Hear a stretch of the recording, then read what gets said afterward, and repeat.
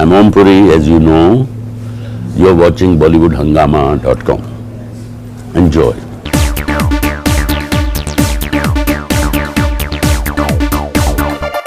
It's a huge honor to have one of the finest actors in Indian cinema ever, Mr. Om Puri, with us. It's a huge pleasure to have you back on Bollywood Hangama, first of all. Thank you very much. Your movie is coming up, Jai Ho Democracy, for which the promo is going to be launched today. From the promo that we gathered, I think you're having a good time while your colleagues, they're fighting amongst themselves. So how was your experience of just being there and just noticing them having the fight? Very nice. I mean, we have seen in our real assemblies in parliament, a lot of times the real politicians also have a good time. So similarly, we have a good time in the film. Right. It's a film with a difference. It's not arty film. I wouldn't call it a commercial film, but I would call it a mainstream film. Right. You know, it's not art film. It is not a boring film. It is not a preaching film. Right. And half of the film is full of laughter and fun. Right. But the second half, it turns out very, very serious and very moving and very touching. And one thing which comes out of the film is that there is no problem which cannot be solved in a human manner, in a civilized manner. Absolutely. That's what we learned from the film. Right. So when I saw the promo, you have this this sound which is coming like comedy on the lines of kabaddi, I believe, which is I think something very innovative. And Ranjit Kapoor is the same guy who wrote Jaane Bhi Do Yaaron, where I think you played your iconic character, Yes. which I think many would say that you just people will I think always remember that particular character.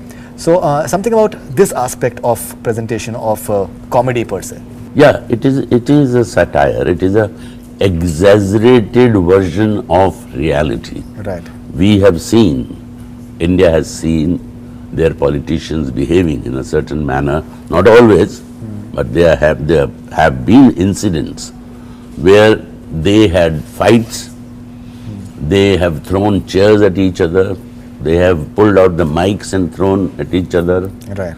And in Delhi recently, in the parliament, somebody threw chili powder Right.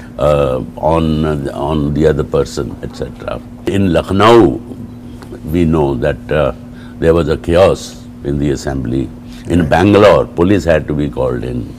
So, and plus generally, we have seen that politicians don't listen. They have their own point of view, fine. But they must argue in a very civilized manner. Right. Let one person finish talking, then the second person should talk. Speaker keeps shouting, please, one by one, let him finish, but nobody listens. Right. I have seen on the television, the British Parliament, not one person utters a word when one person is talking. That's Nobody interrupts. When that person finishes, then the second person raises his hand and then he speaks. So we know what they are talking about. When we watch it on television, we don't know what is happening. Right. We don't know what they are discussing. Similarly, in this film, you will see that from the main problem, what they are supposed to be discussing, how they keep deviating. Absolutely. And there's a comment on parliamentary language and unparliamentary language, the way I think Satish Kaushik uses as expletive, and how Anu Kapoor reacts to it. And also there are some, like for example, when the word Southern is said, everybody gets up. Right. Every time word Southern comes, everybody. So it's very funny in the film, which suggests that we do lip service. Just by hanging Mahatma Gandhi's picture on the wall, Right. does not give credibility to what his beliefs were. We must follow his beliefs, not hang his picture and forget about it. Right. Don't you think that the movie is coming at a certain juncture when many people are having certain questions about the way democracy is functioning in India in today's times? There are a lot of like questions keep on coming up, and people are just asking that are we really living in a democracy because too many bans are happening almost every other day, and there are a lot of protests which are happening, which is something which we've not seen in the past. Churches are being attacked and a lot of other things. Mother Teresa is being called that the way she is being addressed, that she was instrumental in conversion and all these things. So Samir, do you feel that there's a question mark on India as far as its democracy is concerned, the way the Constitution fathers had seen it? Let me not be only negative about it. We are the largest democracy in the world. Right. And it is been working quite fairly well. All these incidents which you have mentioned, they are not large, like for example, it's not the Christians are being attacked every day. I mean, even one incident is bad, I believe that. But it's quite happening regularly. But it is not like a riot that, all over India Christians are being attacked. One incident in years. It is sad. It shouldn't happen. So quite a few incidents have been in the last few months. Like it shouldn't happen. A nun has been raped. A 72-year-old nun has been raped in West Bengal. Yes. It is sad. We need to correct a lot of things in our democracy. That is true. But everything is not bad. If it was so, then we wouldn't have been developed. Right. Today, our rupee has a value, and we've been able to control the inflation, which a lot of big countries like America and England, they couldn't control inflation. So even in terms of democracy, as far as the Indian films are concerned, there are too many restrictions that are being just imposed right now, be it the censor board, the way it is functioning, and a lot of efforts are taking place right now to just correct all those things. The way certain words are being muted, even I saw a few words muted in the promo of Jai Ho Democracy as well. So Samir, do you feel that it's a bit of a violation of democracy, because somewhere ideally the censor board should be just rating? No, I don't believe it is a violation of democracy. Right. And freedom of expression. No. I mean, what is the freedom of expression? Nobody is stopping you to criticize anybody, but calling dirty names, it has become fashionable. It is ridiculous. The children are watching the film, and even if children are not watching the film, how does it make a difference? If you abuse, does it become more effective? If I'm arguing with you, if I use a gali and stress my opinion, I can raise my voice and put my opinion forward, not necessarily by abusing it. So if certain words are being banned, it is absolutely correct. It should be banned. So you are in favor of the 26 words that have been banned by Palaj Nalani? That's right, yes. You favor that? Yeah. Okay. MC, BC should be absolutely out. So you worked in Hollywood films, you worked in British films, and in the context they use a lot of language which is uncharacteristic as well, but somehow everything is passed over there, and people say it but in the context it looks absolutely fine somewhere. So since considering you've worked over there as well, so don't you think that it's a bit of a paradox? You think every second film do they have abuses? I have seen dozens of films. I haven't heard. Maybe occasional they say F word, but it's not that all their films have these F words. And it is a recent phenomena in our films.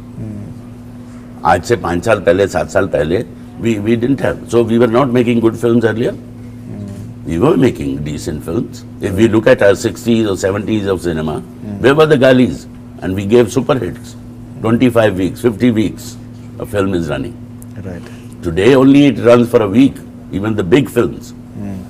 1 week, 2 weeks. When I was growing up, I was in college, 25 weeks, 50 weeks, Silver Jubilee, Golden Jubilee. Right, sir. The way all these disclaimers come during the movie, that smoking kills and alcohol and all these things.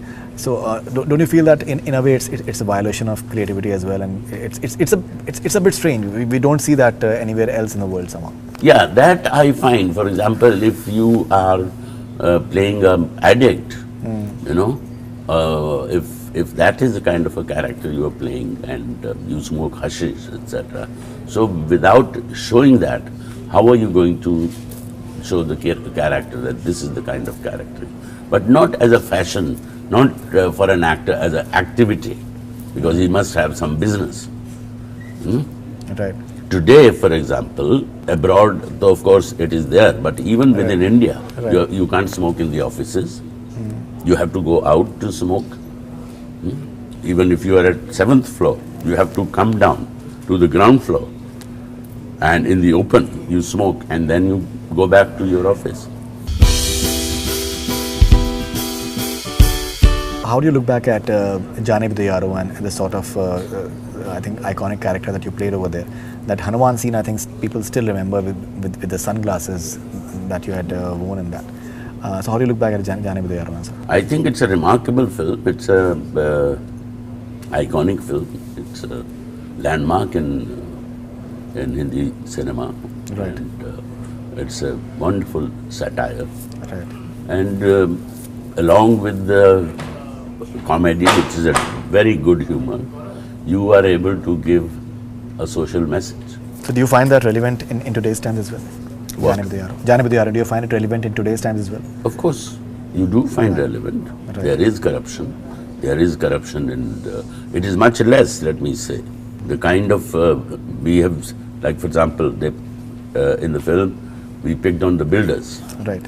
You know, I mean, in the past, we remember how bridges were falling.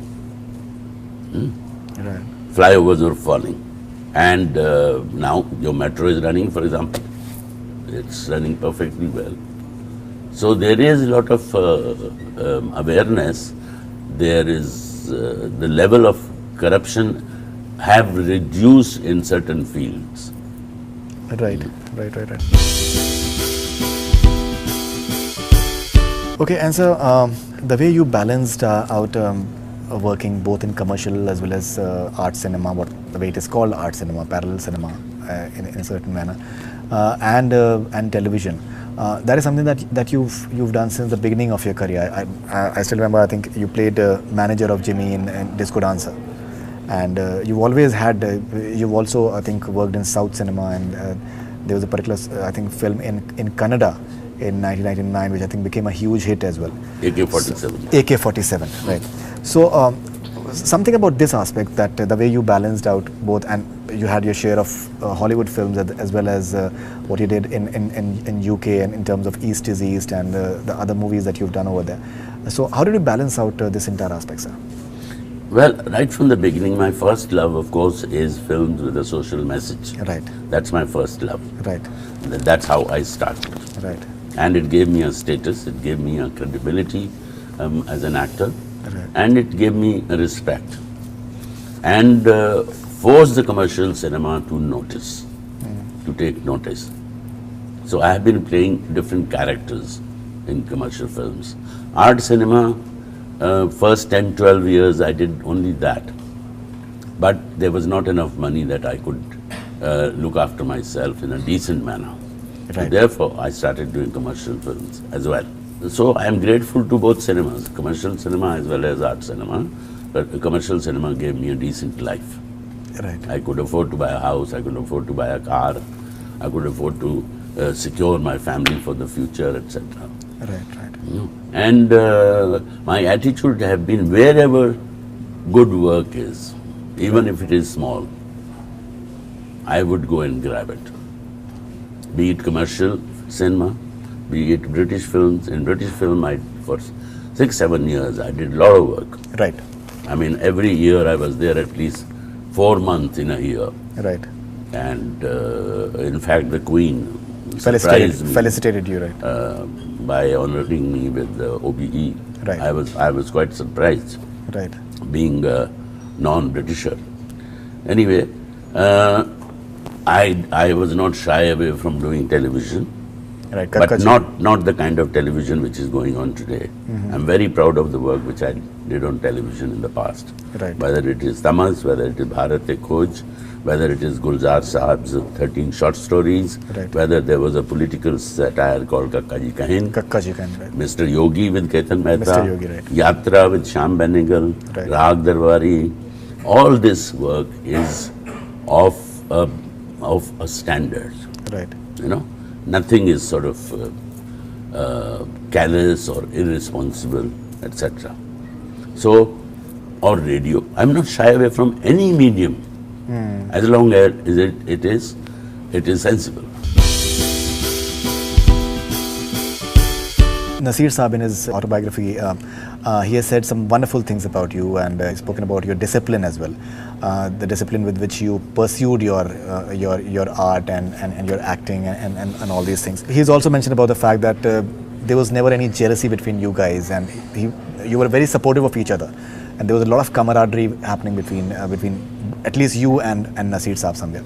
So how much have you learned from your contemporaries, especially of 70s, be it Nasiruddin Shah, be it Farooq Sheikh, and a lot of other people who were working at that time, and the sort of cinema movement that you guys had started in 70s, especially rallied by Shyam Benegal Saab in many ways, and a lot of other directors at that point of time. So how do you look at that competition and how it benefited you guys? See, there is no question of competition, because it's not a wrestling match to work with the other actor.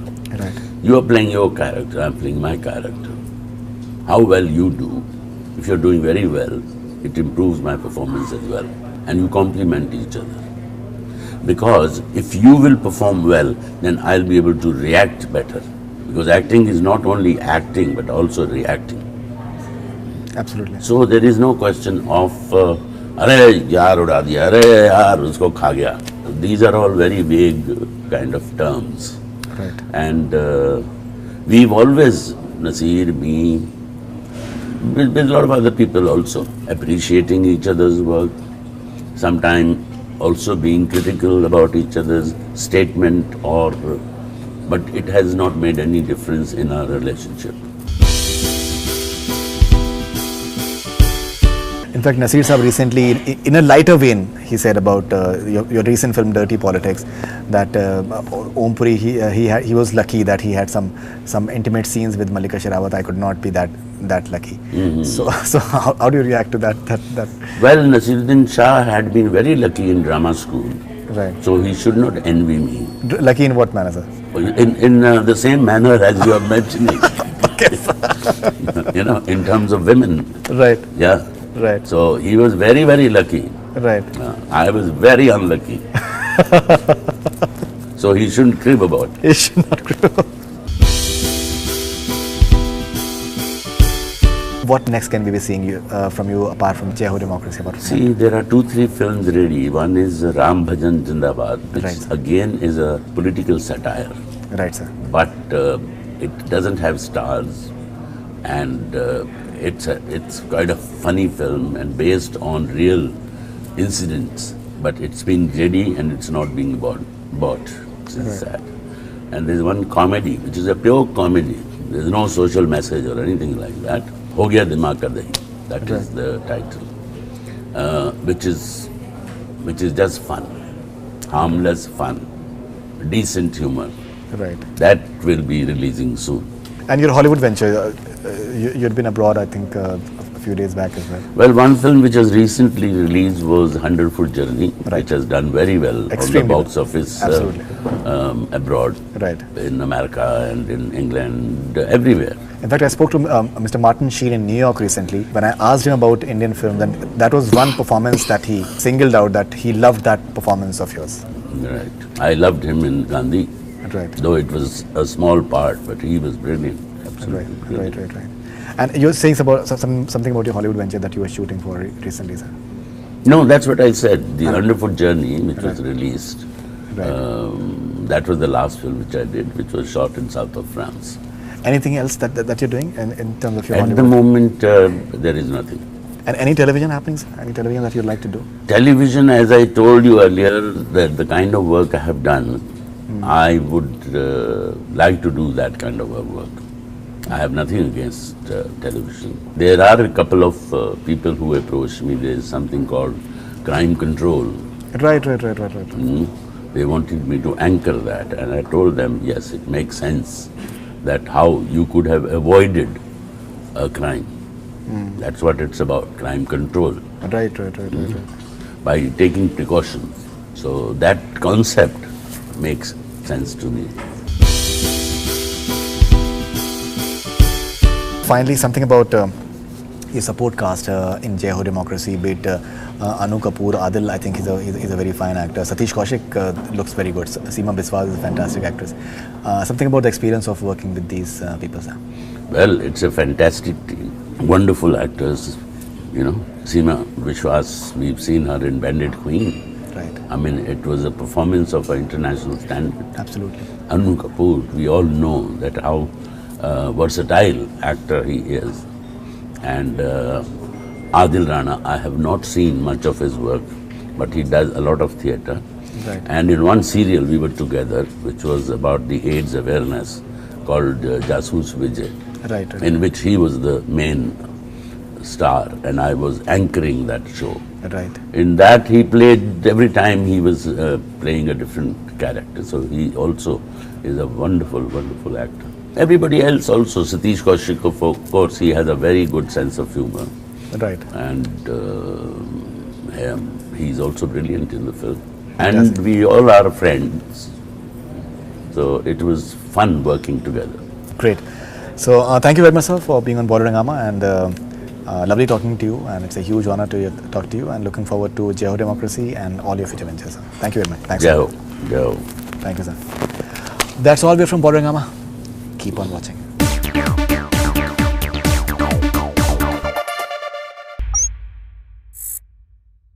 Hi, this is Faridoon Shahryar. For the most interesting celebrity interviews, do subscribe to Bollywood Hungama. Keep on watching.